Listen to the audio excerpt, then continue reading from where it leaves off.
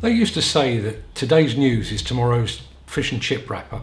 That was certainly the case when I started my journalistic career back on Contract Journal in the late 80s. It was a weekly construction magazine, and every Thursday we'd wait with bated breath for the arrival of the latest magazine. We'd get it first thing in the morning, have a quick review, and then by Thursday afternoon we were starting work on the next edition. The internet, however, doesn't work like that.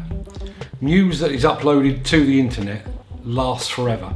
It stays there forever. Now that can be particularly troubling if you or your company have been mentioned in a negative way, because that exposure will stay with your name forever. Now when I'm not beating the keyboard at Demolition News or at Demolition Magazine, or I'm not bitching and whining down the camera on these Demolition TV videos, I do still advise demolition companies and other companies on the way that they handle the media.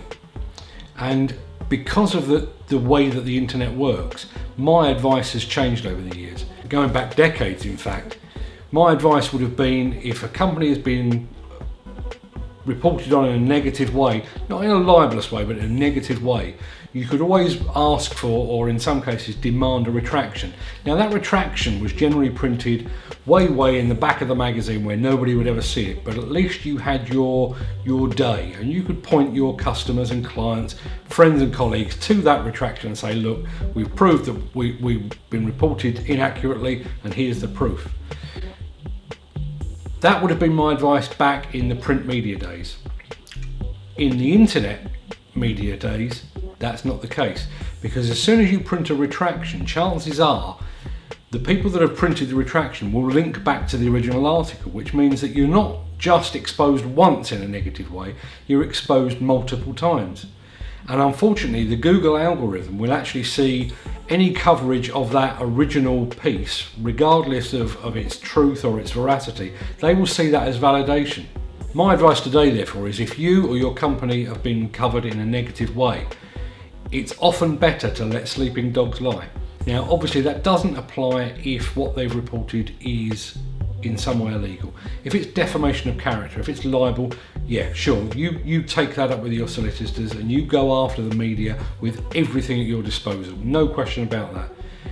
But if you or your company have been reported for some minor indiscretion, some minor misdemeanor, let it lie.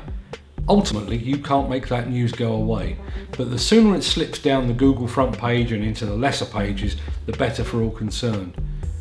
Now, although I'm hoping that demolition companies watching this aren't going to be reported in a negative way, if you have been, or if you are, give me a call. I'll be happy to share this information with you.